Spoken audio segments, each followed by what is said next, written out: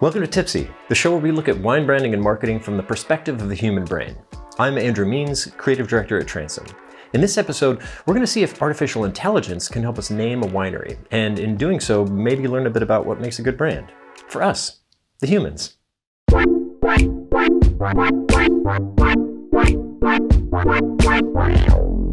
Artificial intelligence has become adept at many things, but can it name a winery? To find out, we took a custom AI algorithm, fed it a list of every winery in the country, and asked it to come up with some names of its own.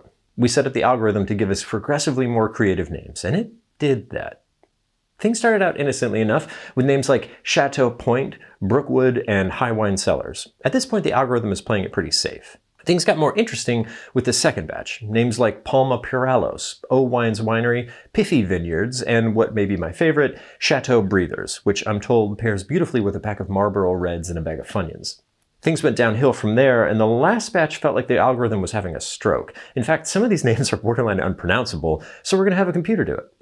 Melians Dauble 30 and Winery, Hurley Berber, Grape Dick Wines, McBlenwoods Brewing Compan, Grape Breard, Puddle Finzi, Samalabrams Domana Winery, and Ninelands. Thank you, computer. You're welcome, fool. So what did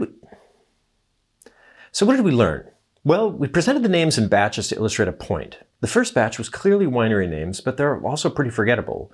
Over a quarter of the names had some variation of creek, hill, ranch, or river.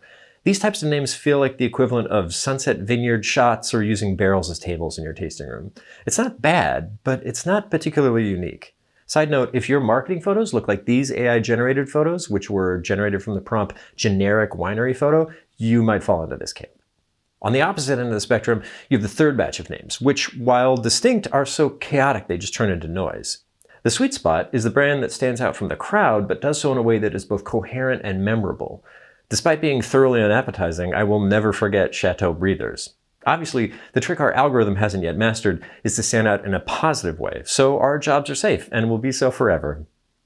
Now, we're making the point with names, but the name is just a vessel for the brand, and memorable experiences can happen in many ways, through unique packaging, exceptional customer service, or a compelling story. And having a cohesive, distinctive brand has never been more important. There are nearly 12,000 wineries in the United States right now. It's simply not enough to make a quality product and hope that people find it. Successful wineries ask themselves, what am I doing that literally no one else is doing? And how can I make this matter to the people who drink my wine? This can be a hard question, but that's part of the branding process, finding the essential truth that makes you unique and shaping it into something that's distinct, memorable, and emotionally resonant. I believe that every winery has that inside of them. Thanks for watching, everybody. If you know a winery whose brand could have been generated by AI, maybe forward them this video.